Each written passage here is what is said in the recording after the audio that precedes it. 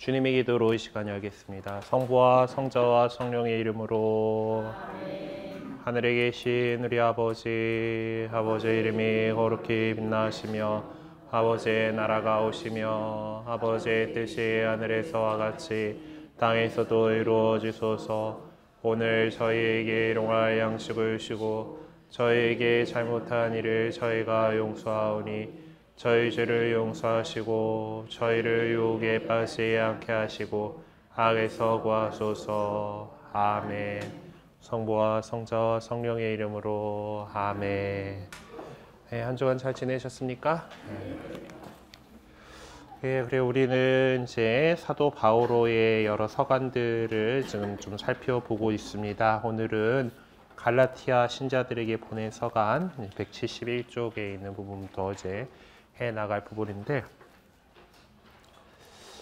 오늘 주제가 결국 그 의화에 관한 문제인 것 같아요. 의화에 관한 문제들을 다루게 될 텐데, 갈라티아서하고 로마서를 이렇게 하면서 마침 또 어제 복음에서 이제 의롭게 되었다 하는 표현이 나오고 이제 바리사이하고 세리하고 이렇게 나와가지고 있는 그 장면들에서 또 율법에 의한 의로움이냐 하나님에 대한 믿음에 의한 의로움이냐에 대한 그 부분들을 복음서에서도 같이 얘기를 한 직후에 이렇게 의화 문제를 이야기를 하게 됐습니다. 예, 오늘 좀 책 들어가 보죠. 바오로가 이제 복음을 선포하면서 직면해야 됐던 가장 심각한 문제 중에 하나가 그 의로움에 대한 문제였어요. 의화 문제였어요. 그래서 바오로는 갈라티아 서간하고 로마 서간을 통해서 그 당시 민감하고 날카로웠던 이 의화 문제를 집중적으로 다뤘습니다.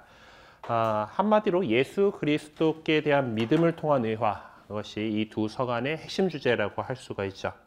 어조는 좀 다릅니다.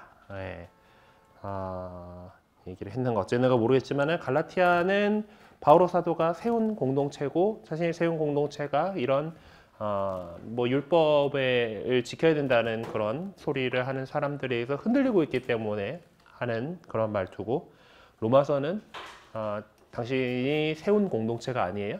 그리고 좀 신세지러 가려고 하는 가운데에서 이 보편적으로 일어나고 있던 문제들에 대해서 얘기를 하고 있기 때문에 훨씬 더 차분합니다. 갈라티아 공동체는 이제 그리스도교 공동체로서의 삶을 시작한 지 얼마 되지도 않은 시점부터 유다이즘으로의 회귀를 주장하는 일부 유다교 신봉자들의 집중적인 회의와 거센 유혹을 받고 있었습니다. 그러니까 그들의 심각한 도전 앞에서 공동체 자체가 심각한 분열의 위기를 겪고 있었던 것이죠.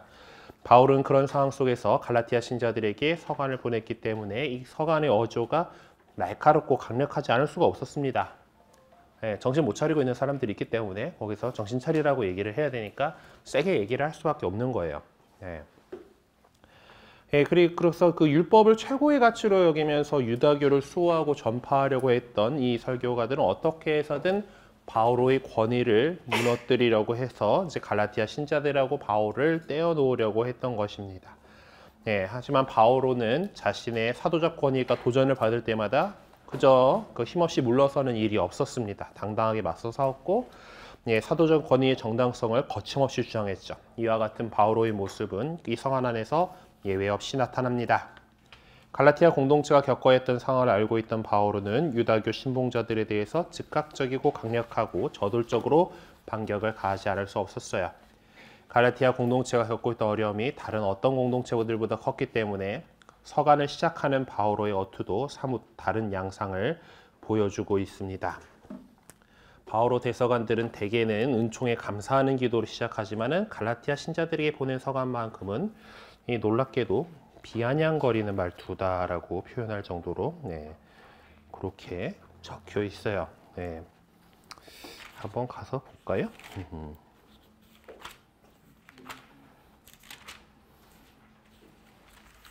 자, 갈라티아는 이제 이렇게 얘기를 합니다. 이제 인사 말씀이 사람들에게서 또 어떤 사람을 통해서도 파견된 것이 아니라 예수 그리스도와 그분을 죽은 이들 가운데서 일으키신 하느님 아버지를 통해서 파견된 사도인 나 바오로가 이 사도를 수식하는 말이 거창합니다.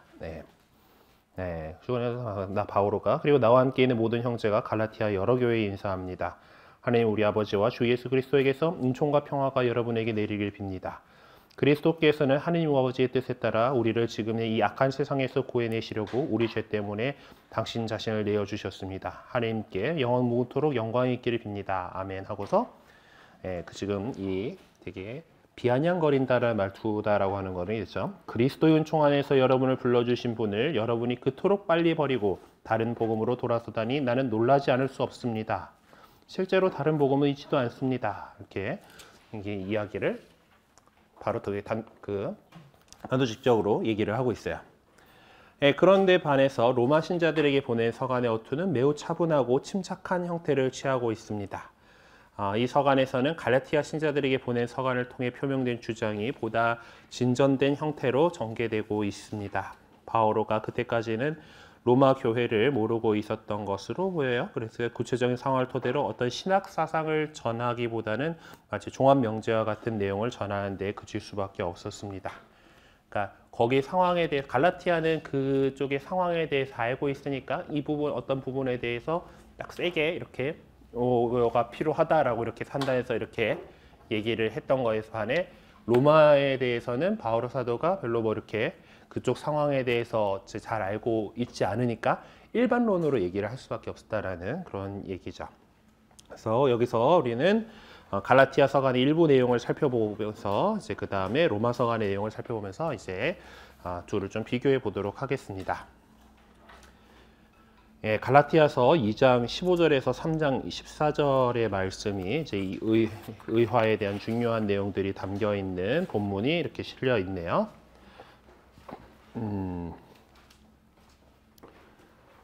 자, 이거는 눈으로 읽어보고 넘어가면 되겠죠. 읽을까요? 그냥 기니까 넘어갑시다.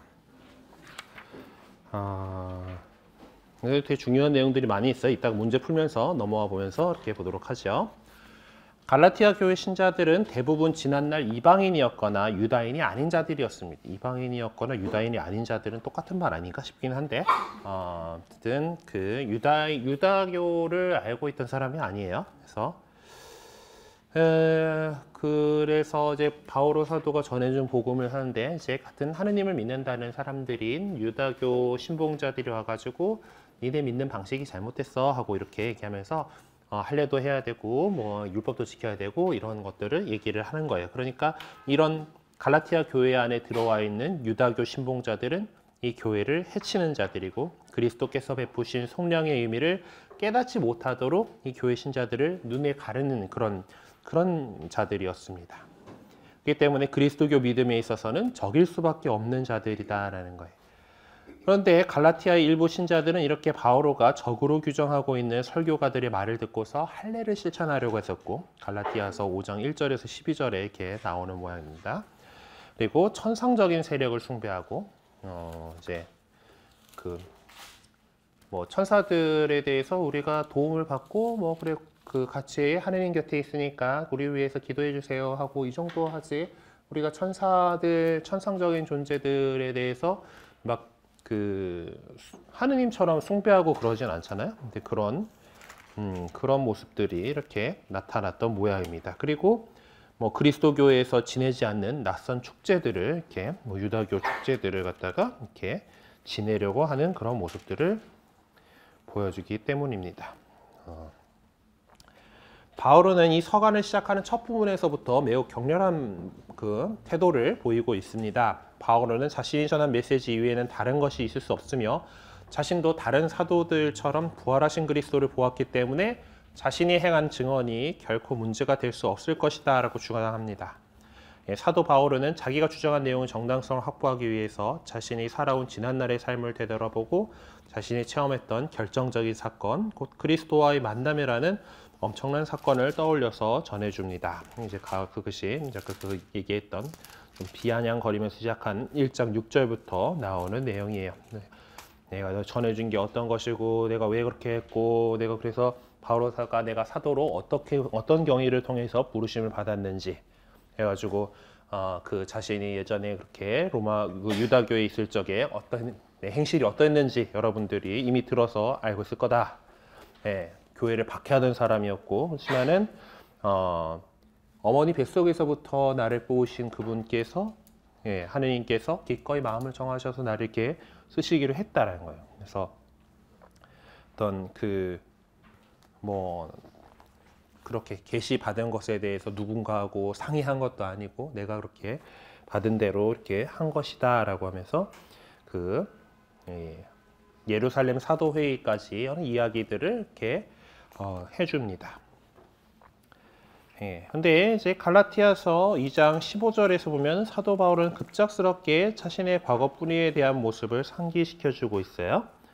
그래서 요 장면이 이제 어떻게 나오냐면은 이제 안티오키아에 이렇게 왔을 때 이제 그러니까 예루살렘 사도회의에서는 분명히 이제 이방계 그리스도인들, 이제 유다교 출신이 아닌 그냥 다른 사람들에게는 할례 같은 것들 이렇게 하지 말고 다만 이제 불륜을 멀리하고 목 졸라 죽인 짐승과 짐승의 피 이런 것들은 이제 좀 먹지 않도록 해라, 그 정도의 이렇게 규정만 이렇게 하고 이렇게 율법을 이렇게 적용을 하려고 하지 말자라고 분명히 얘기했는데, 그럼에도 불구하고 계속해서 율법을 이제 따라 살아야 한다라고 이렇게 이야기하는 사람들이 있었던 거예요. 그래서 특히 그 유다교 출신들은 자신이 그 할례를 받았기 때문에 계속해서 율법을 준수하면서 살아야 된다라는 그런 식의 주장을 하는 사람들이 아마 야고보 사도 야고보인지 주님의 동생 야고보인지 아무튼 잠깐 여기 아무튼 아마 그 예루살렘의 이제 그 지도자가 됐던 아마 그 주님의 형제 야고보일 것 같은데, 그 야고보가 보낸 사람들이 이제 좀 이렇게 그 할례를 받은 사람들이라면은 율법을 지켜야 된다라는 거를 강조하는 그런 쪽이었던 거예요. 이방계에 대해서 상관을 안 하는데, 그러면은 그러니까 사도들, 베드로 사도 같은 경우는 할례 받고 유대교를 지키다 살아가던, 율법을 지키며 살아가던 사람이었잖아요. 네, 근데 이 베드로 사도가 안티오키아에 이렇게 왔어요. 바오로 사도도 그때 받고, 근데 이제 그 다른 그리스도인들하고 이방계 그리스도인들하고 음식 같이 잘 먹다가 야고보가 보낸 사람들이 이렇게 오니까 쓱 자리를 이렇게 그 거리를 두는 그런 모습을 보였다는 것에 대해서 되게 바오로 사도가 비난하는 그런 내용이 여기 앞에 이렇게 나옵니다. 그래서 그렇게 얘기를 하면서 이제 15절부터 이렇게 얘기를 하는 거죠. 우리는 본디 유다인으로 죄인들이 이민족이 아닙니다. 그러나 사람은 율법에 따른 행위가 아니라 예수 그리스도에 대한 믿음으로 의롭게 된다는 사실을 우리는 알고 있습니다. 라고 이제 2장 15절에서부터 어떤 그 자신이 유다인이라는 것에 대해서 다시 한번 상기를 시킵니다. 바울가 그렇게 한 것은 이제 유다인들도 이제 그리스도인이 됐다라고 한다라면은 그 어떤 율법을 실천하는 것이 더 이상 필요하지 않다라는 처음의 주장을 뒷받침하려고 이런 얘기를 하는 거죠. 그렇다면은 율법 실천이 더 이상 필요하지 않다고 주장하는 이유는 바울은 무엇이라고 설명하는가라는 것입니다. 그래서 우리는 갈라티아서 이제 2장 15절에 3장 14절에 나오는 것은 더 이상 율법의 체제 안에 종속되어 있는 것이 아니고 믿음의 체제 안에 자리 잡고 있는 것이다. 이 갈라티아 3장 15절에서 4장 7절의 그 주제는 우리는 이제 더 이상 율법의 체제 안에 종속되어 있지 않고 언약의 체제 아래에 자리하고 있다라는 것을 이렇게 강조하는 거예요. 이제 율법이 아니라 믿음과 하나님께서 약속하신 언약이 중요하다라는 것을 이야기하죠. 그래서 이 위에서 소개한 갈라티아서 2장 15절부터 3장 14절에까지의 이 본문은 이 두 부분을 나눠볼 수가 있어요. 그러니까 이 믿음과 율법이라는 이 서로 이제 대조되는 반대되는 명제에 대해서 전체적인 주장을 펼치는 것이 2장 15절에서 21절까지의 그 말씀이 나온다라면은 3장 1절부터 14절에서는 아브라함이 하나님의 말씀 따른 게 그때는 율법 아직 안 주셨을 때니까 따라와라고 하는 말씀에 믿고 그냥 간 거잖아요. 믿음의 그것을 아브라함의 예로부터 시작되는 그런 믿음에 대한 논증입니다.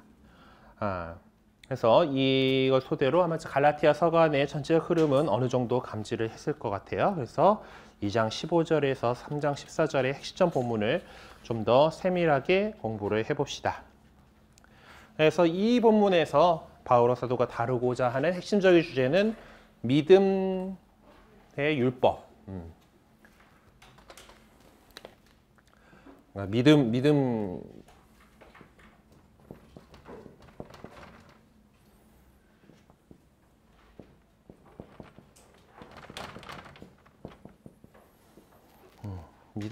믿음하고 율법하고의 어떤 대립되는 그 관계에 대해서 반대 명제다라고 이렇게 하고 있습니다. 자, 우선 믿음과 율법의 관계를 어떻게 설명하고 있는지 지적해 보세요라고 되어 있죠. 2장 16절과 3장 10절에서 11절을 참조하라고 되어 있습니다.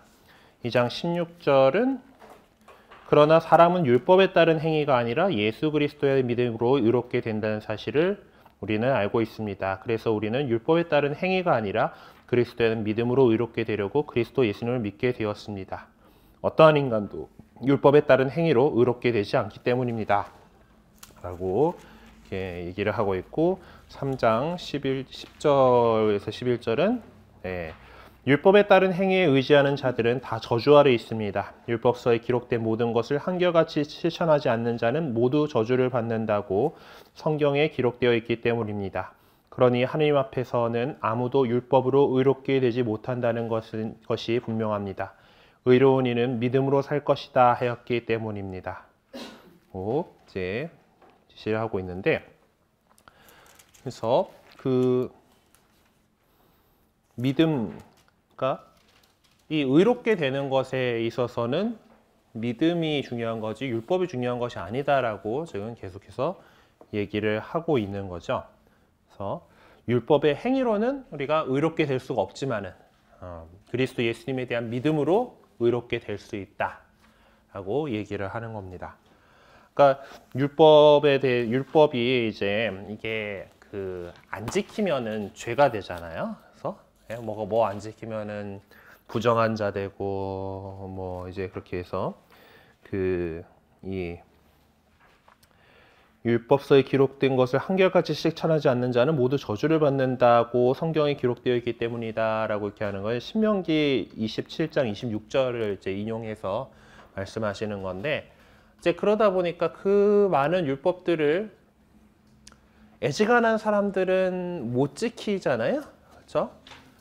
바리사이들은 열심히 지킨다고, 아주 형식적으로 열심히 지킨다고 자신들은 자신하면서 이제 다른 사람들하고 우리는 구별되어 있는 사람들이야, 다른 사람들이야 라면서 자신 스스로 바리사이라고 하는 이름을 이렇게 짓는데, 애지간한 사람들은 그 율법에 있는 내용들을 다 못 지킨단 말입니다. 그러면은 다 저주받겠네? 이제 바오로 사도의 논증은 그거예요. 잘 지키던 그 바리사이들도 좀 빼먹는 거 있을 낀데? 자기도 그렇게 살아봤는데? 안 된다라는 거예요. 그러니까 율법의 어떤 행위로 의롭게 된다라는 거는 불가능하다라는 것을 계속해서 이야기를 하고 있습니다. 네. 자, 그럼 무슨 말을 하기 위해서 믿음과 율법의 관계를 이야기하고 있습니까? 라는 건데, 이제 의로움, 어떻게 의롭게 될 건가? 네. 뭐 어제 복음에서도 이제 하나님 앞에서 누가 의롭게 되어 갔느냐는 문제를 가지고 예수님께서 이야기를 하셨지만은 하나님 우리가 갖고 있는 어떤 좋은 사람, 의로운 사람, 올바른 사람이 되고 싶어하는 그런 게 있죠. 그리고 하나님께서 사실 우리를 인간을 그렇게 의로움으로 창조하셨지만은 당신과 같은 모상으로 창조하셨지만 우리가 원죄 이후로 우리의 인간에게 죄가 들어와 가지고 우리가 계속해서 이렇게 죄인으로서 의인이 아니라 죄인으로 이렇게 살아가고 있다가 예수님께서 이렇게 오셔가지고 우리를 의인으로 만들어 주셨잖아요. 근데 그 전까지라면은 어떤 그 사이에 이제 하느님과의 어떤 계약 그 안에서 이제 계명을 주시고 그 계명을 잘 지키고 나의 백성이 되면은 이제 그를 적과 꿀이 흐르는 땅으로 이제 인도하겠다라는 하느님과의 그 첫 번째 계약을 통해서 이제 사람들은 그 계명을 충실하게 지키면 하느님께 의로움을 얻을 수 있을 거려니라고 생각을 했는데 그것을 제대로 지킨다라는 게 거의 불가능하다라는 것을 지금 사도 바울은 이야기를 하고 있는 겁니다. 그래서 우리가 어쨌든 근데 목표는 그 율법을 지키고자 하는 사람들이나 예수 그리스도에 대한 믿음으로 이렇게 의롭게 되겠다는 거나 바오로 사도나 의로움에 대한 그것이 목표죠. 그러니까 우리가 의로운 사람이 된다라는 것이 그래서 그 의로움에 대한 이야기를 하고자 하는 겁니다. 자, 나는 하느님을 위하여 살려고 율법과 관련해서는 이미 율법으로 말미암아 죽었습니다. 나는 그리스도와 함께 십자가에 못 박혔습니다라는 갈라티아서 2장 19절 이 구절이 의미하는 바는 무엇인가? 인용한 본문 전체의 맥락 안에서 설명해 보세요라고 되어 있습니다. 이제 그 바오로 사도는 자신이 이제 예수 그리스도와 함께 율법에 있어서는 죽었다라고 했죠. 예수님께서 그 자신을 선택하셨고 우리를 선택을 하셨고 우리가 예수 그리스도를 따라 사는 그리스도인이 되었고 예수님께서 우리 안에 계시고 우리가 예수님 안에 있고 한다면은 우리는 이제 그 예전의 것들은 예수님께서 율법 때문에 이제 그 저주받은 자로서 이제 돌아가시는 거잖아요. 그 나무에 매달린 자는 다 저주받은 것입니다라고 이렇게 그 저주받은 자다라고 하는 것 때문에 얘기를 하죠. 그러니까 사실 이제 바오로 사도는 이제 그 주님께서 돌아가신 것과 부활하신 것 그것이 또 자기 자신 안에서도 같이 성취되고 또 우리 스스로 안에서 다 성취되고 있다라는 것을 이야기하고 싶은 겁니다. 그리스도인들은 우리가 세례에 대해서 아마 예전에도 얘기를 했을 텐데 우리는 세례를 통해서 예수 그리스도와 함께 죽고 그리고 그 예수 그리스도와 함께 부활하는 삶을 살아가는 거잖아요. 그게 침례로 할 때 이렇게 잘 보여준다고 물속에 꼬르르르 꼴꼴꼴꼴꼴 하면서 죽겠다 싶을 때 이제 다 이렇게 건져지면서 이제 그 전에 나는 그 세상에서 살아왔던 나는 그 물에 잠겨서 죽고 다시 건져지면서 예수님과 함께 부활한다라는 것을 우리 세례성사를 통해서 이렇게 드러내고 있습니다. 그것처럼 이제 우리 모두가 그렇게 예수 그리스도의 죽음과 부활에 동참하고 있다라는 것이죠. 그런데 그리스도께서 돌아가신 것은 율법 때문에 돌아가셨어요. 예수님께서 돌아가신 것은 율법의 이름으로 처형되었기 때문이다라는 거예요. 하지만 그분께서 돌아가심으로써 이제 모든 인간이 율법에서 자유롭게 되었다. 그래서 그 바오로 사도 주장하는 건 그걸로 예수님께서 율법 때문에 십자가에 못 박혀 돌아가시고 저주받은 자로서 그렇게 됐지만은 그 죽음으로써 이제 우리를 율법에서 오히려 자유롭게 만드셨다라는 거예요. 바오로가 십자가 달리신 그리스도 예수님과 합치됨으로써 자신이 율법에 있어서 죽었다고 한 이유가 거기에 있는 거죠. 사실 그렇게 율법을 신봉하고 열심히 살아가던 사람이었는데 예수 그리스도를 만남으로 인해 가지고 그 전에 사울은 죽고 이제 바오로가 이렇게 활동한다라는 겁니다. 그래서 그 이유가 바로 거기 그리스도와 함께 십자가에 못 박힘으로써 그분과 합치하게 된 것은 이제 그분의 부활에도 동참하게 될 것이다라는 것의 보증이기도 합니다. 그런 이유로 바오로는 어떤 경우에도 절망하지 않고 이제 당당하게 복음을 위해서 봉사할 수 있었던 것이다라고 이렇게 설명해 볼 수가 있죠. 이제 예수님하고 우리 같이 죽으면서 그 전에 율법에 매여 있던 것에서 해방되어서 이제 믿음의 상태로 이제 예수님의 부활과를 함께 누리를 사람으로 이제 변했다라는 겁니다. 믿음은 그리스도 예수님하고 연계되어 있습니다. 보다 구체적으로 예수님의 어떤 사건과 연결되어 있느냐? 갈라티아서 2장 9절에서 21절을 참조해 보라고 되어 있네요. 나는 하느님을 위하여 살려고 율법과 관련해서는 이미 율법으로 말미암아 죽었습니다. 나는 그리스도와 함께 십자가에 못 박혔습니다. 이제는 내가 사는 것이 아니라 그리스도께서 내 안에 사시는 것입니다.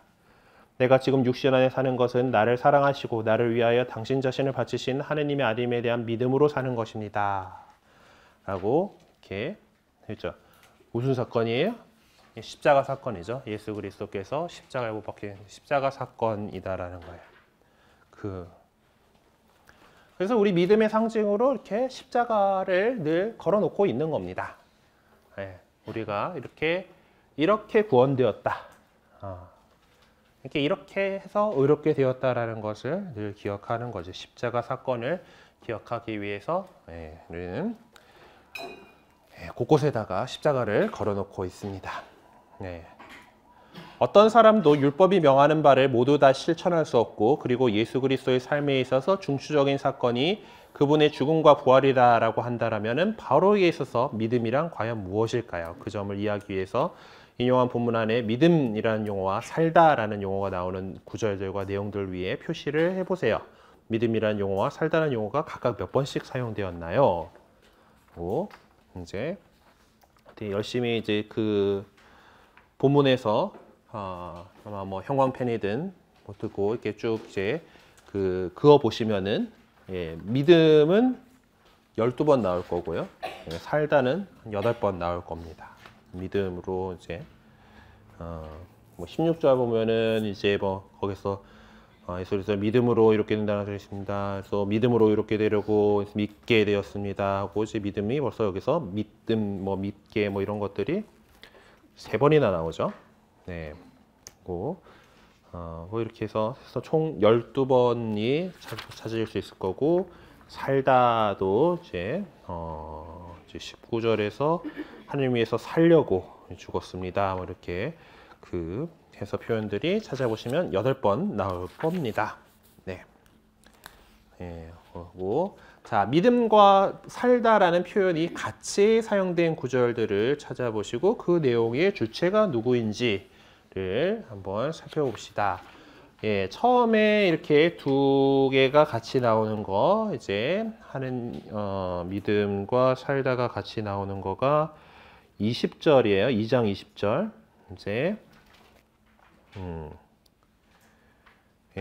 나를 위해 당신 자신을 바치신 하느님 아드님에 대한 믿음으로 사는 것입니다. 믿음으로 사는 것입니다 라고 하는 건데, 여기서 내가 이 지금 육신 안에 살고 나를 사랑하시고 나를 위해 사는 것은, 내가 지금 육신 안에 사는 것은 나를 사랑하시고 나를 위해 당신 자신을 바치신 하느님 아드님에 대한 믿음으로 사는 것입니다 라고 했으니까, 요 나는 누구예요? 사도 바오로죠. 여기서는 사도 바오로가 자신이 내가 지금 이미 율법으로 말미암아 죽었다가 이제 죽었고 그러는데, 이제 지금 살아 있는 것은 예수님을 만났기 때문에 계속해서 사는 거죠. 그 전에 율법에 얽매여 있던 그 바오로가, 과거에 사울이 이제 죽었고 이제 그리스도를 만난 바오로가 살고 있는 거기 때문에 거기서 이 주어는 사도 바오로입니다. 그리고 3장 7절에 가면은 또 그래서 믿음으로 사는 이들이 바로 아브라함의 자손임을 알아야 합니다 하고, 이제 믿음으로 사는 이들이 바로 아브라함의 자손임을 알아야 합니다. 그러니까 이 주체는 이 믿음으로 사는 이들은 아브라함의 자손들이다라고 이렇게 볼 수가 있죠. 9절에서도 그러므로 믿음으로 사는 이들은 믿음의 사람 아브라함과 함께 복을 받습니다. 뭐 앞에 나와 있던 그 믿음으로 사는 이들하고 똑같기 때문에 아브라함의 자손들이라고 이제 볼 수가 있을 겁니다. 자, 그리고 3장 11절에 그러니 하느님 앞에서 아무도 율법을 의롭게 되지 못한다는 것은 분명합니다. 의로운 이는 믿음으로 살 것이다 하였기 때문입니다. 의로운 이는 믿음으로 살 것이다 하였기 때문입니다. 그 믿음으로 살 것이다의 주체는 그거는 의로운 이라고 표현된 사람이죠.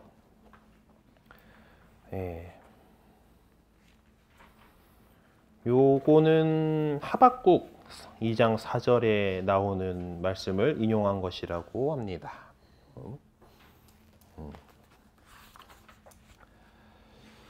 자, 그리고 이제 바오로가 말하는 믿음은 삶과 어떤 관계를 맺고 있습니까? 계속해서 믿음으로 살 것이다, 믿음으로 산다, 믿음으로 산다. 그건 삶의 원천이다라고 얘기를 할 수가 있는 거죠. 우리가 제대로 살아가는 것은 믿음으로 의롭게 살아가는, 의로움으로 이렇게 살아가는 것, 바로 그 삶의 원천이다라고 얘기를 합니다. 간략하게 요약해보면 믿음과 율법이라고 하는 이 반대 명제는 나는 구원된다와 나의 실천 행위의 업적을 통해서 나는 구원을 받아야 한다. 그러니까 이제 의롭게 되다와 의롭게 하다라는 상반되는 내용과 구원을 쟁취하다와 구원을 은총을 통해 구원을 받는다라는 상반된 내용 속에서 구체적으로 표현되고 있습니다. 그러니까 내가 율법을 잘 지켰으니까 의인이 되어야 한다라고 생각하는 거는 내가 이런 일을 했으니까 하나님이 나 의롭게 해주셔야 의인으로 인정하셔야 합니다. 뭐 이런 거죠. 어제 복음 말씀에서 이제 바리사이가 오 하느님 제가 저기 뭐 가늠하는 자와 거짓을 일삼는 자와 뭐 하는 자와 저기 그리고 저기 저 세리하고는 다르니 감사합니다 하면서 나는 11조를 꼬박꼬박 바치고 뭐 단식도 2번씩 일주일에 2번씩이나 하고 뭐 이렇게 잘 삽니다 하고 이렇게 기도를 했다 그러잖아요. 네. 그러니까 이 사람들의 생각은 내가 이렇게 완벽하게 율법을 지킴으로써 내가 이렇게 쌓은 내가 잘했으니까 의롭게 된다라고 이렇게 생각을 한 거죠. 그게 아니다라는 거. 우리 앞뒤 순서가 바뀐 거 알고 있잖아요, 그렇죠? 예수 그리스도께서 하나님께서 우리를 구원하셨기 때문에 뭐 창조 때부터 원래 의롭게 만드셨지만 우리가 타락했던 우리 인간을 갖다가 이제 예수 그리스도 사건을 통해서 구원하셨기 때문에 의롭게 된 거죠. 그분을 믿고 따랐기 때문에 의롭게 된 거지. 내가 뭐가 잘해가지고 의롭게 된 게 아니란 말이에요. 예. 뭐 한 거 있다라면은 예수님 믿습니다 한 거밖에 없어요, 우리는.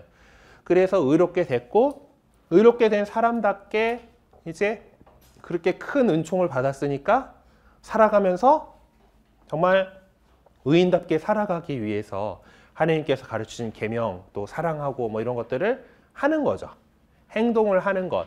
그것은 우리가 구원받았기 때문에 의롭게 됐기 때문에 하는 거지 그걸 해가지고 우리가 의롭게 되고 구원받고 하는 게 아니다는. 네, 기본적으로 우리의 그 믿음 자체는 우리가 믿기 때문에 구원받는다라는 거예요. 그럼 믿는 사람이란 믿는 사람답게 살아야 된다라는 거. 우리가 행동에 대해서 얘기를 하잖아요. 네.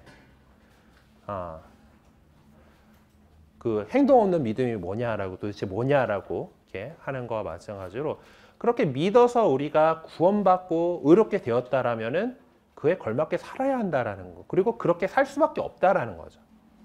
네. 그러니까 앞뒤가 다른 거예요. 그러니까 뭔가 행동을 우리가 잘 선행을 베풀고 자선을 베풀고 뭐 어디 가서 봉사활동하고 뭐 이렇게 우리가 열심히 노력을 해가지고 뭔가 구원을 받는다, 쟁취한다 그런 개념이 절대 아니다라는. 우리는 구원받았고 의롭게 된 사람으로서 그것은 예수 그리스도의 십자가에 설린 그 피로 그렇게 우리를 속량하신 것이지 속량하셔서 그렇게 된 거지 우리가 뭔가 잘해가지고 한 게 없다라는 거예요. 하지만 이제 그렇게 구원받은 사람으로서 그 예수 그리스도의 순환 공로에다가 우리가 뭐라도 좀 더 보태려고 애써서 살아가고 있는 거예요. 예. 좀 그래서 뭔가라도 좀 더 보태가지고 한 영혼이라도 더 구하려고. 예. 우리가 천국에 있는 교회와 우리 지상에 살아가는 우리 교회와 연옥에 있는 단련받고 있는 그 교회와 그 안에 있는 사람들이 우리가 다 계속 우리의 최종 목적지인 천국으로 하나님 나라를 향해서 갈 수 있도록 계속해서 서로를 위해서 기도해 줄 수 있고 어떤 공로를 조금이라도 보탤 수 있는 것. 예수 그리스도께서 쌓아주신 그 큰 공로 안에 우리가 뭐라도 좀 더 보태고 그것이 함께 통한다라는 것이 우리가 늘 믿는 사도신경에서 고백하는 모든 성인의 통공이죠. 네. 그거를 이제 잘 기억하는 날이 다가오고 있습니다. 네, 11월 1일 모든 성인 대축일과 11월 2일 위령의 날이 그거를 우리가 기억하는 날이에요. 우리 모든 성인의 통공을. 어제 우리 초등부 친구들한테 이제 이거를 전체 교리를 해야 돼 갖고 이렇게 시작하는데 뭘로 시작을 해야겠어요? 그러면은 애들이니까 할로윈부터 시작을 해야지.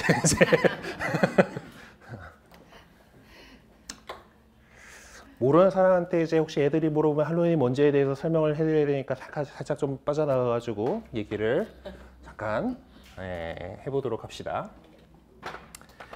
할로윈은 이렇게 써요.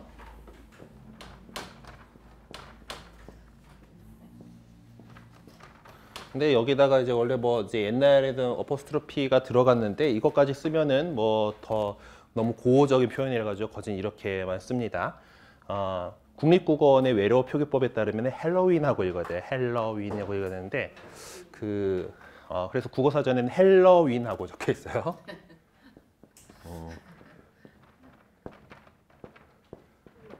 이게 표준어라고는 하는데 암만 뭐 원어민들 소리를 들어도 할로윈으로 들리는데 어쨌든 자 이거는 모든 성인 대축일 전야제예요. 모든 성인 대축일제 우리가 이제 11월 1일에 지내는 올 세인트 데이 모든 성인들의 날이잖아요. 자, 근데 이 세인트에 대한 성에 대한 좀 영어의 고풍스러운 표현은 주님의 기도를 영어로 해보면은 아버지 이름이 거룩히 빛나시고에 해당하는 게 Hallowed be thy name이에요. 그래서 거룩할 성자에 해당하는 것이 할로우즈 데이겠죠? 그러면 할로우즈 데이의 전날 저녁이에요. 이브닝. 여기서 이제 길잖아 이제. 올 떨어지고 데이 떨어지고 고 이러면은 할로윈이에요.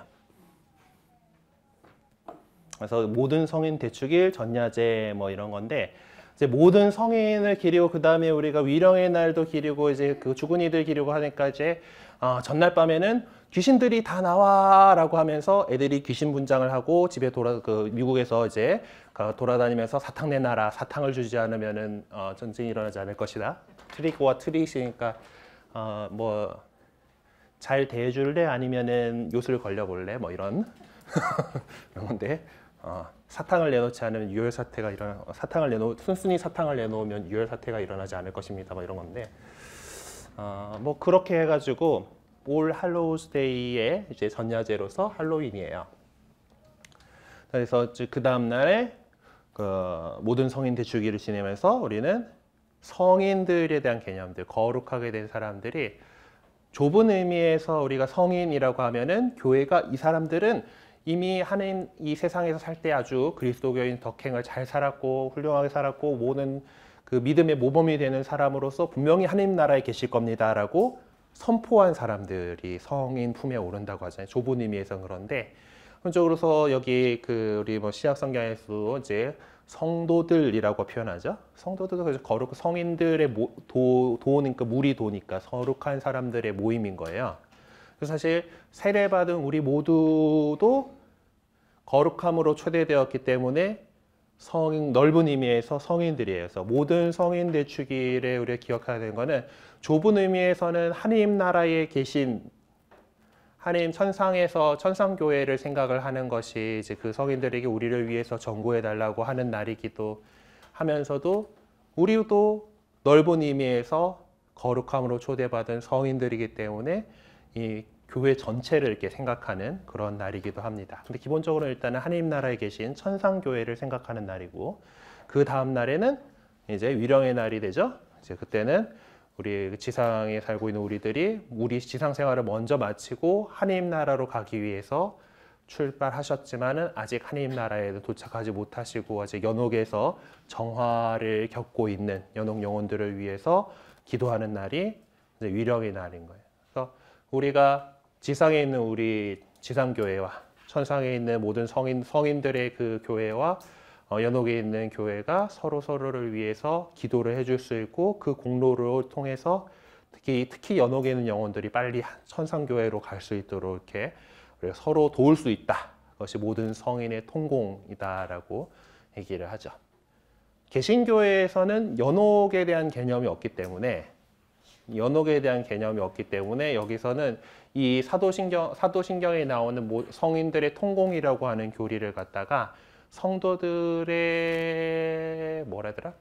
교통 뭐 이렇게 표현을 하는데, 그러니까 지상교회에 있는 우리들끼리 서로 잘 이렇게 도와주고 잘 기도하고 하는 그런 정도로 의미를 축소해서 생각해요. 연옥에 대한 개념이 없어서 거기는.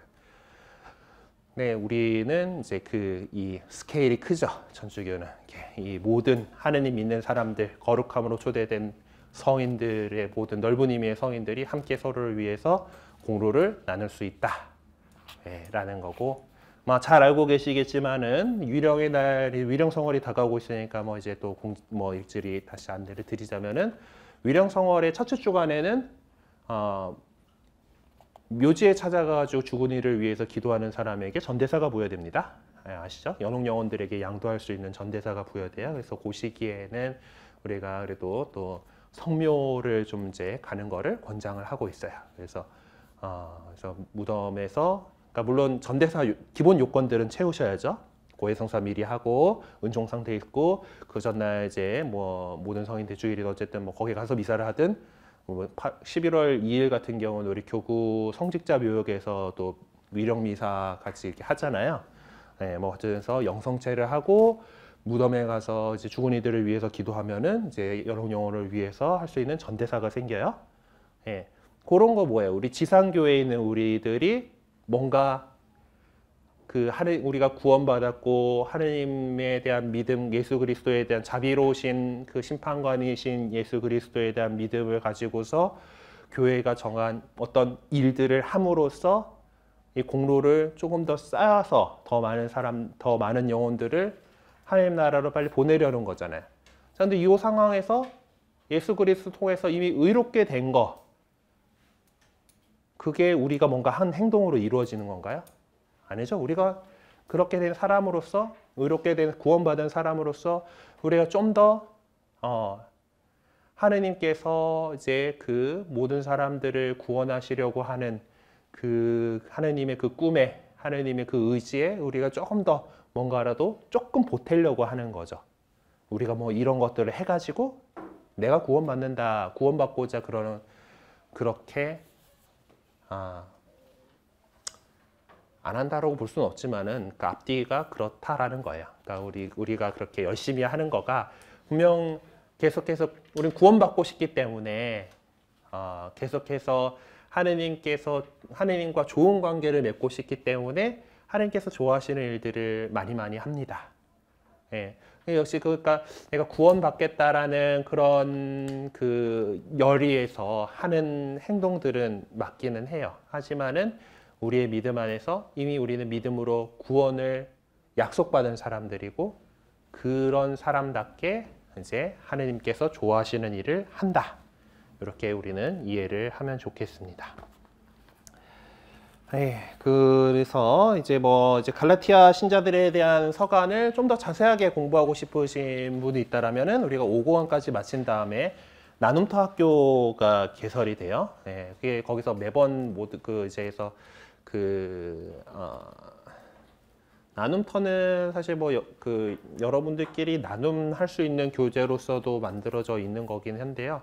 나눔터 학교라 그래가지고 우리 또 정기 강좌 중에 있긴 하고, 그거는 이제 그때 이제 무슨 주제를 어떤 책을 가지고 할지, 사실 이제 성경에 있는 각 책들이 또 이제 교재로 이렇게 나와 있습니다. 아니면 나중에 뜻 맞는 분들끼리 어떤 스터디로 운용을 하셔도 되고, 어쨌든 그쪽에서 더 상세하게 공부하실 수는 있습니다. 우리는 여기서 일단 구원에 대한 가장 본질적이고 핵심적인 내용을 전해준 바오로 사도의 가르침을 들으면서 우리가 믿는 사람으로 어떻게 살아왔는지, 그리고 또 어떻게 살아가야 할 것인지를 묵상해 봤으면 좋겠습니다. 일부 극단적인 유다교 신봉자들이 보여주었던 것처럼 우리도 바오로 사도의 가르침을 흘려듣거나 또는 우리의 삶을 근본적으로 바꿀 수 있는 은총의 계기로 삼지 못하는 어리석음을 저지르고 있는 것은 아닌지 한번 반성해 봅시다 라고 이렇게 되어 있네요. 자, 이제 갈라티아서를 이렇게 살펴봤고, 이제 로마 서간으로 가봅시다.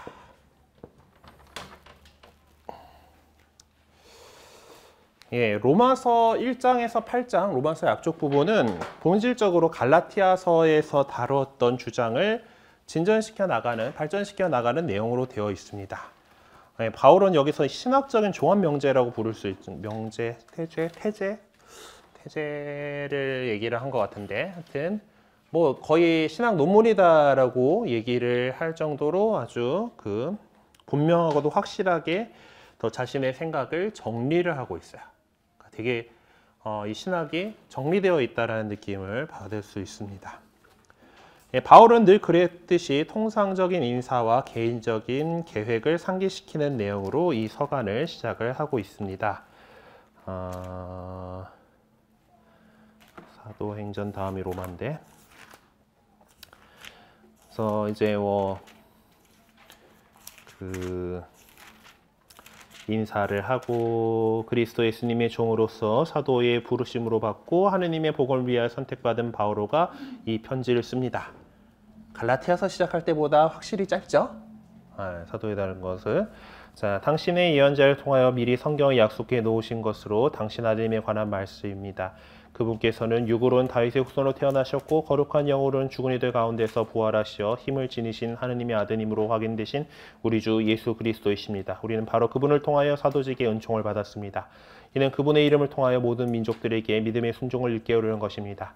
여러분도 그들 가운데서 부르심을 받고 예수 그리스도의 사람이 되었습니다. 성도로 부르심을 받은 이로써 하나님께 사랑받는 로마의 모든 신자에게 인사합니다. 하나님 우리 아버지와 우리 주 예수 그리스도께서 은총과 평화가 여러분에게 내리기를 빕니다 하고 이렇게 시작을 하고 있습니다.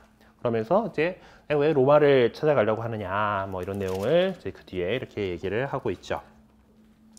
자, 그래서 로마서 이제 1장 16절에서 이제 다루고자 하는 그 주제가 어떤 것인지를 제시를 하고 있습니다.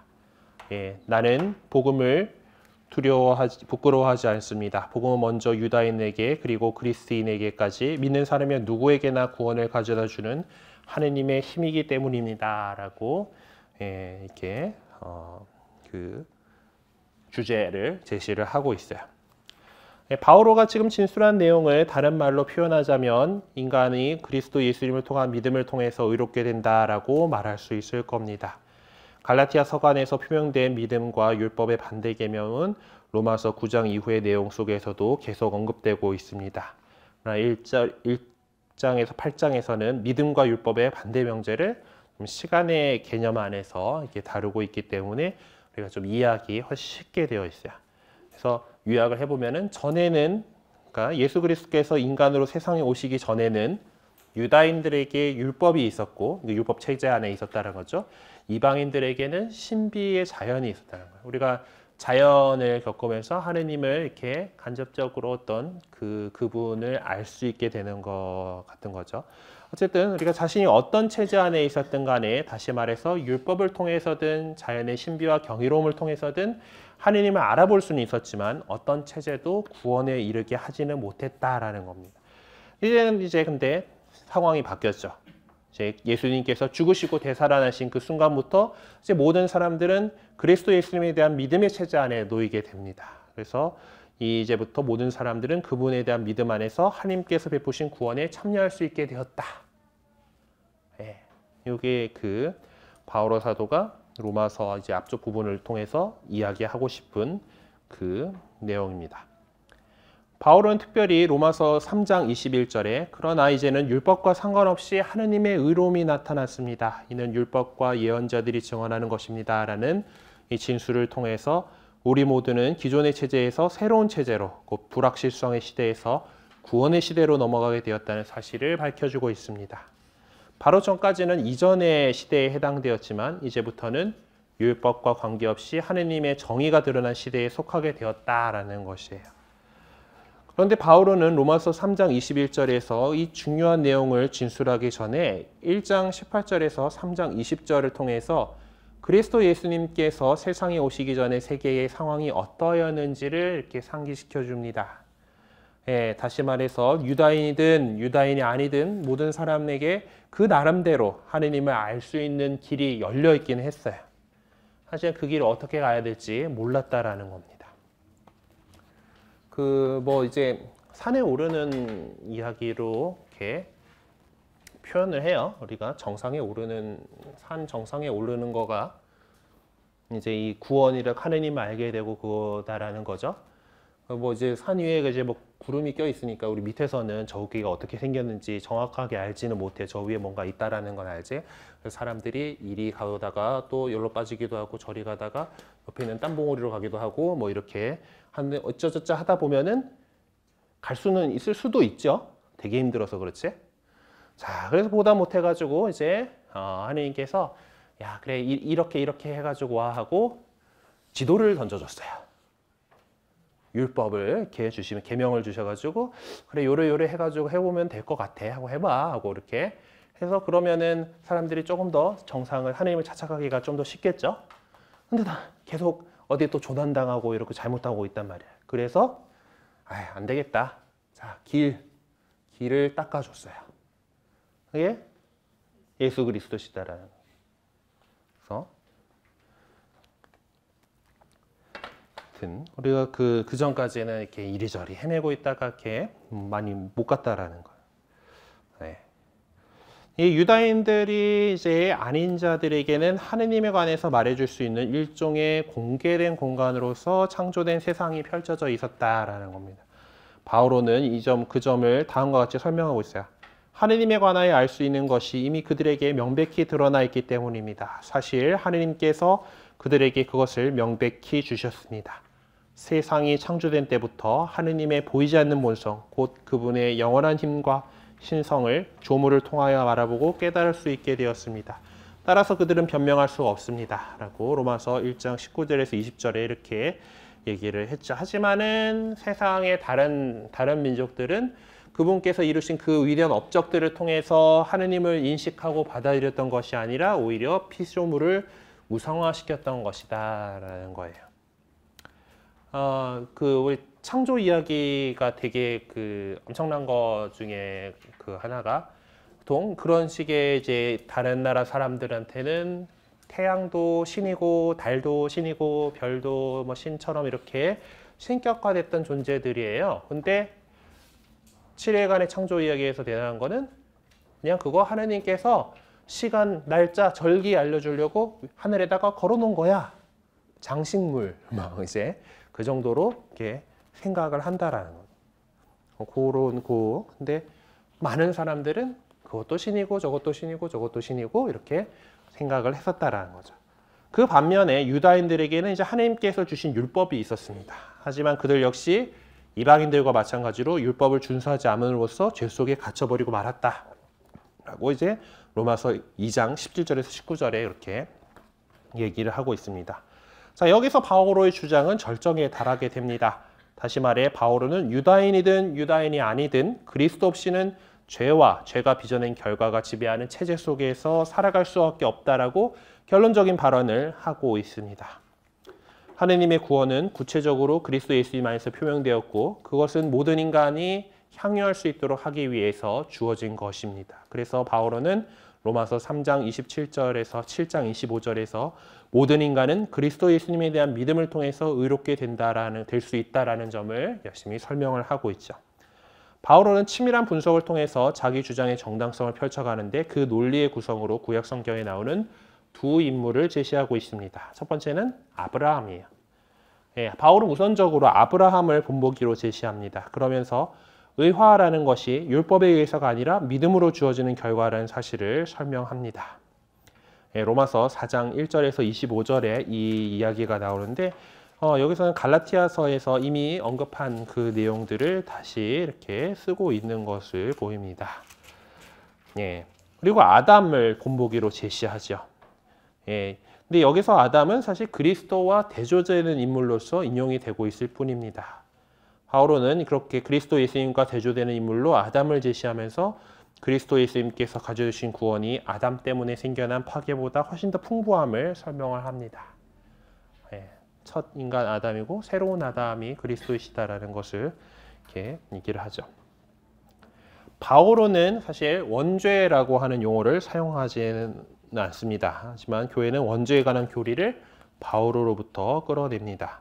그러니까 원죄에 관한 바오로의 가르침은 죄의 상태를 강조하기 위한 것이 아니라 우리 모두가 그리스도 예수님 안에서 구원되었다는 주장을 펼치기 위한 것이에요.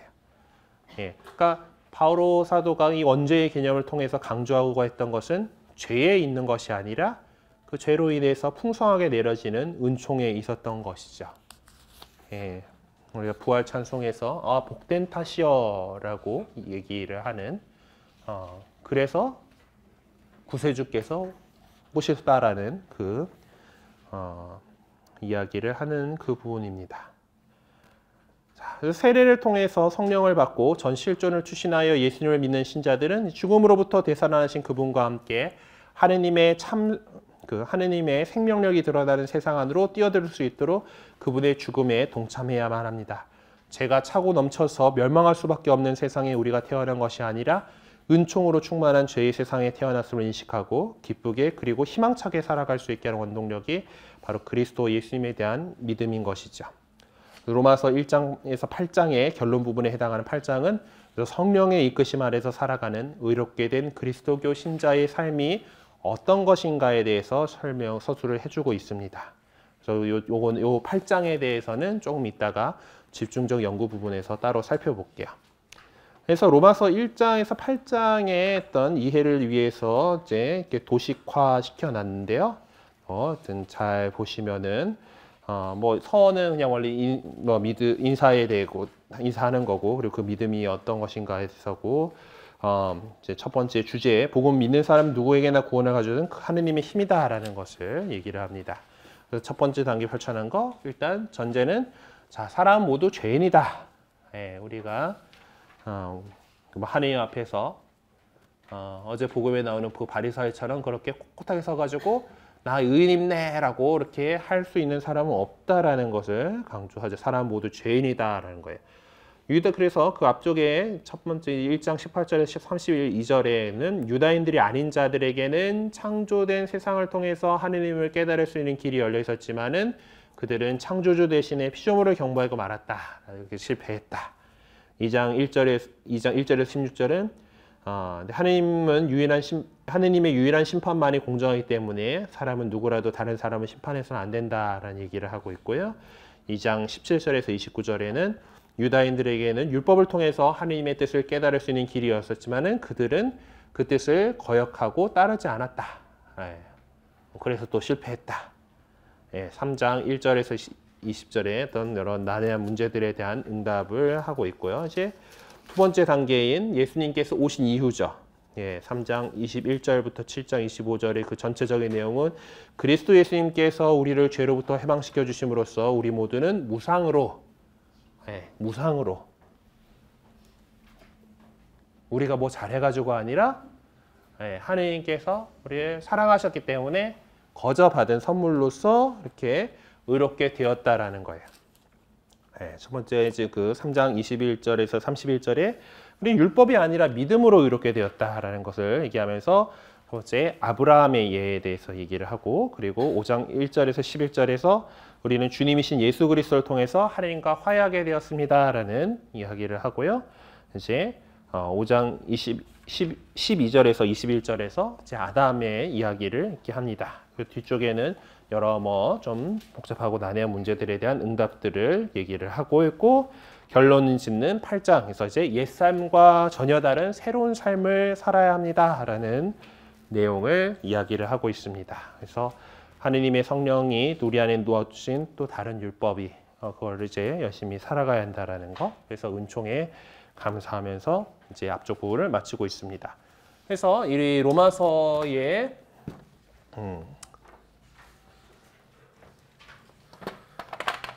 로마서의 8장을 한번 좀 더 자세히 들어가서 보도록 합시다. 이 부분 로마서 1장부터 8장까지의 결론에 해당하는 부분입니다. 여기서는 하느님의 의로움이 나타난 오늘이라고 하는 현재 안에서 그 모습을 드러내야 할 성령을 통한 그리스도교 신자의 삶이라는 것에 초점을 맞추고 있죠. 이 내용들을 좀 한번 집중적으로 살펴봅시다. 그리고 이 8장의 후반부에 해당하는 31절에서 39절은 그리스도께 초점을 맞추고 있는 아름다운 찬가라고 할 수가 있습니다. 바울은 찬가를 전해줌으로써 그리스도론적인 관심을 표현하고 있는데 그 점에 관해서는 이제 다음 장에서 우리가 다음 장에서 이제 10장에서 다루게 될 거라고 합니다. 하여튼 일단 로마서 전체 그 앞부분 1장에서 8장 전체에서 8장이 갖고 있는 위치가 무엇인가 보죠. 바울은 무슨 이유로 성령 안에서 살아가는 삶에 관해서 숙고하고 있는 것일까? 그렇게 숙고한 결과들이 그 이전에 이미 숙고한 바 있는 예수 그리스도의 죽음과 부활을 통해 얻어진 의화와 어떤 연계성을 갖는 것일까요? 네, 우리가 이제 다루게 될 내용은 그런 내용입니다. 바울은 로마서 1장에서 7장까지 그 사이에서 율법과 믿음이라고 하는 반대되는 이 명제를 중심으로 자신의 논리를 전개해 놨습니다.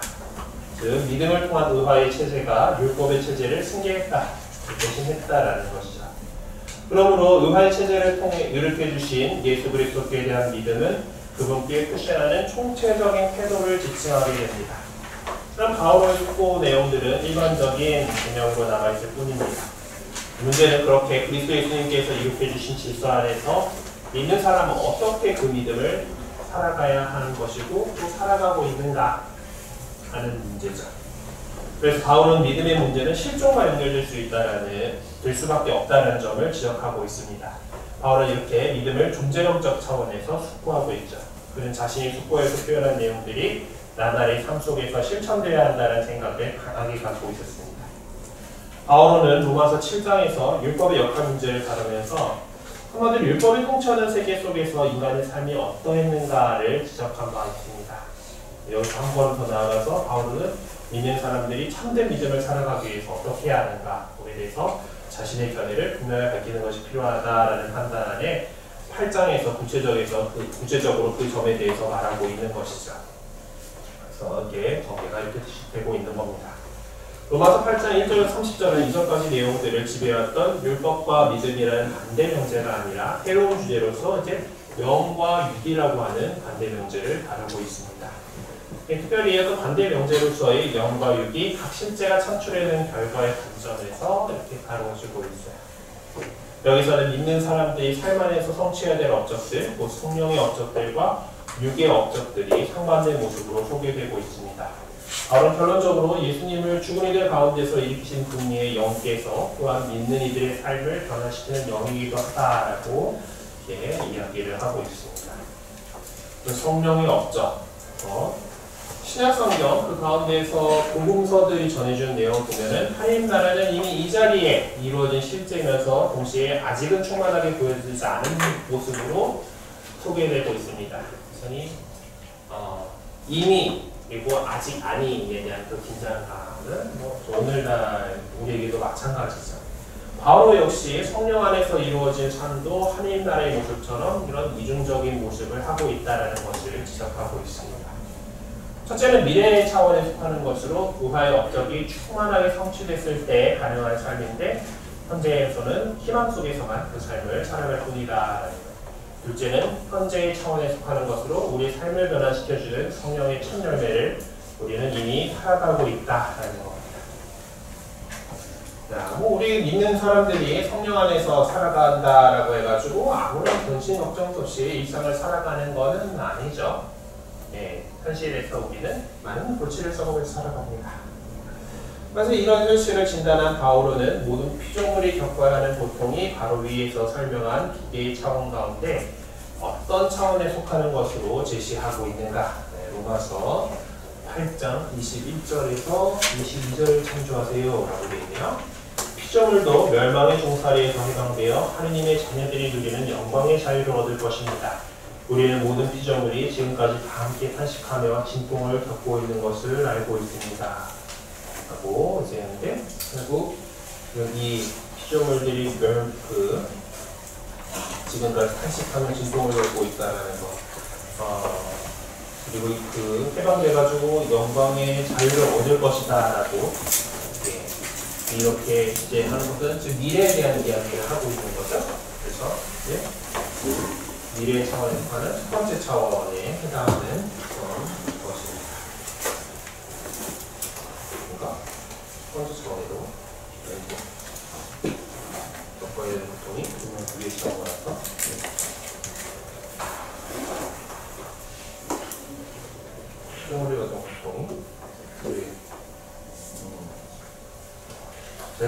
이제는 첫 번째 차원이랑 적혀있어가지고 쓱 하고 얘기를 하고 보니까 뭔가 이상해가지고.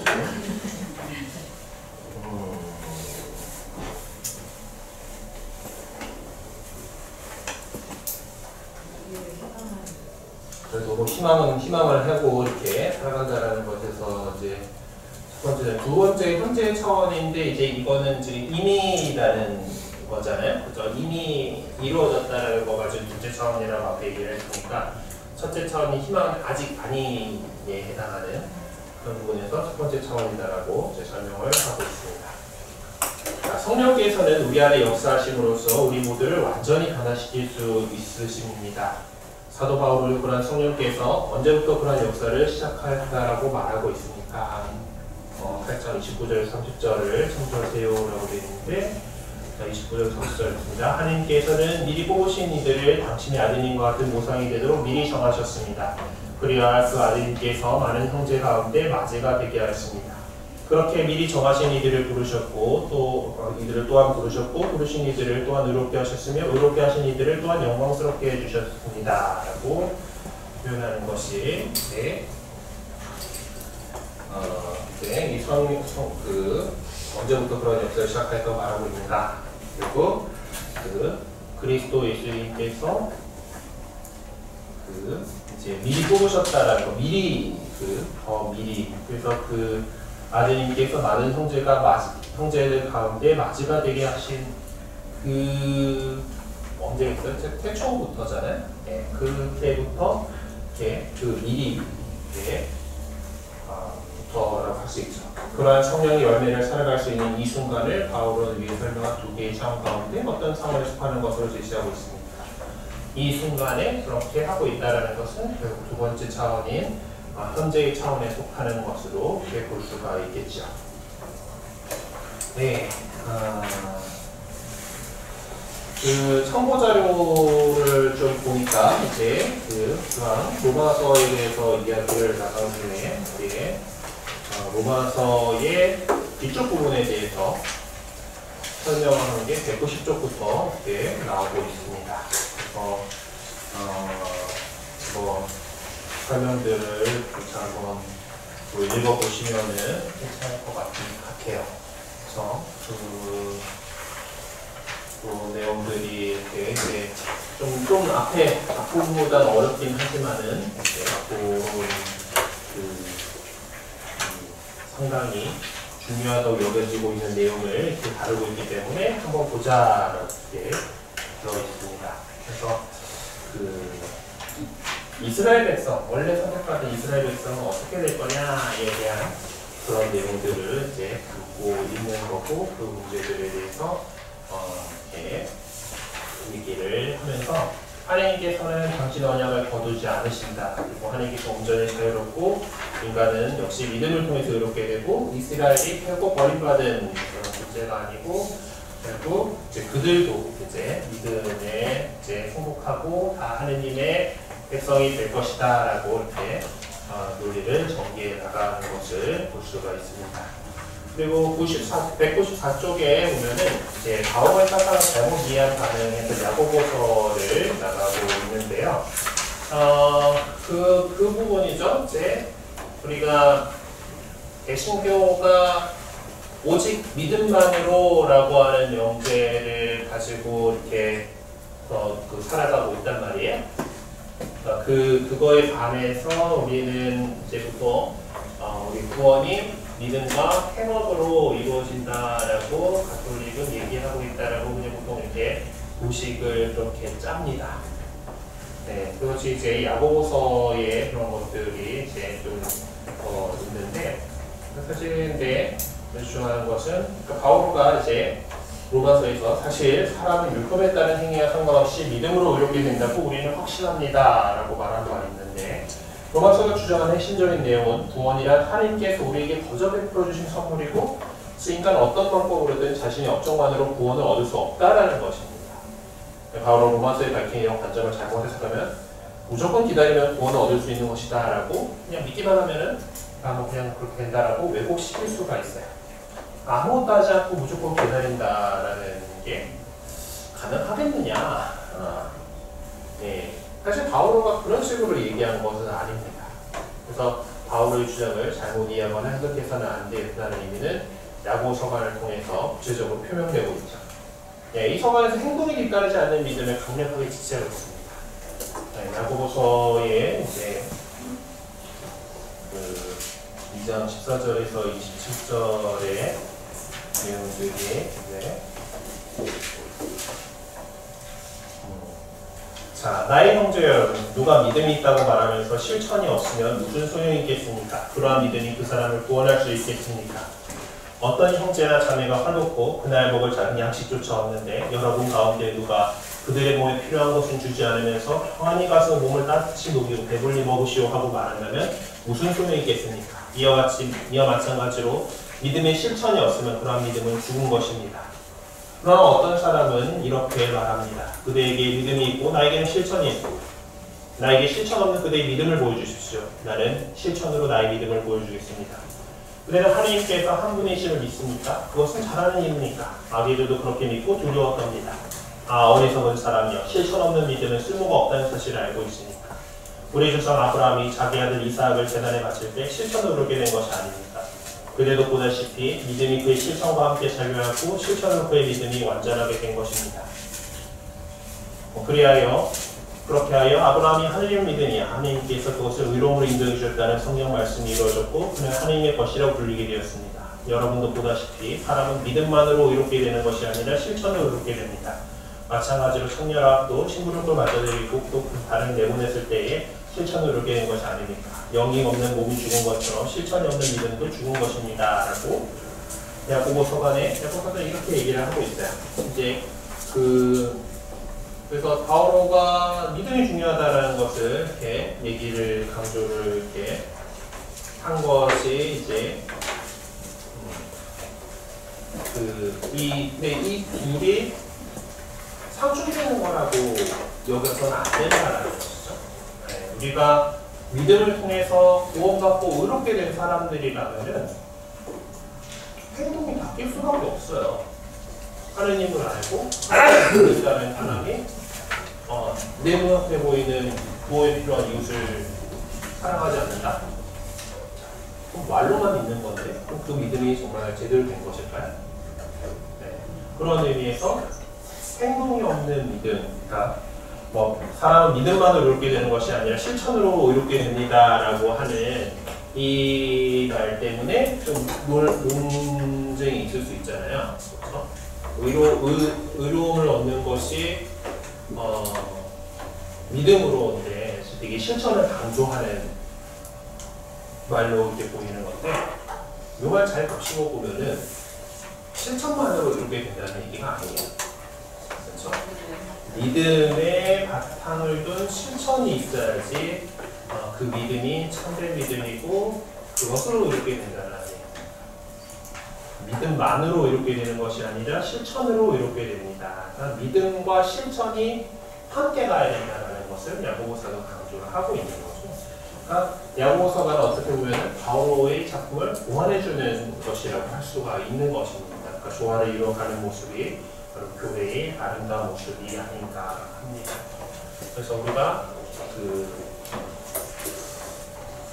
서품식 때, 사제 서품식 때나 그래서 볼 때였나 이제 들은 것을 믿고 믿는 것을 가르치고 가진 것을 실천하십시오라고 저희 이제 주교님 훈시는 이렇게 그런 내용이 나옵니다. 그래서 직무사제들에게만 해당되는 내용은 아닐 거예요. 이 그리스도의 사제직으로 분류받은 모든 그리스도인들이나 이런 말씀을 듣는 것을 통해서 우리가 믿음을 가지게 되고 그 믿음을 가진 것을 우리가 예언자로서 사람들에게 전해주고 그리고 우리가 가르치고 믿고 있는 그 바를 우리가 임금으로서 이 세상에서 살아가고 있는 그 모습에서 실천해야 한다는 것. 그것이 우리가 믿는 사람답게 살아가는 그런 내용일 겁니다. 그래서 우리가 더욱더 하나님 보시기에 좋은 그런 모습들 계속해서 살아갈 수 있도록 한 주간 또 애써서 살아가 보도록 하십시다. 네, 그리고 혹시 질문 있으신가요? 그러면은 잠깐 좀 쉬셨다가 이렇게 도움 나눔 하시기 바랍니다. 그러면은 이 시간은 영광송으로 마치도록 하겠습니다. 성부와 성자 성령의 이름으로 영광이 성부와 성자 성령께 성과 같이 이제 왕상